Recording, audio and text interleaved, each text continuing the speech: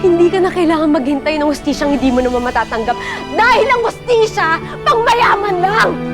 Tama! Tama, ate! Rose? Amira?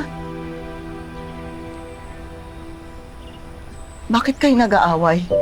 Ha?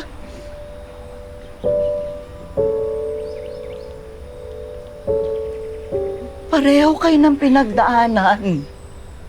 Pareho kayong namatayan ng ama. Sino ba ang dapat magdamayan, ha? Tayo-tayo lang ang magkakaintindihan eh. Di ba, Rose? Rose?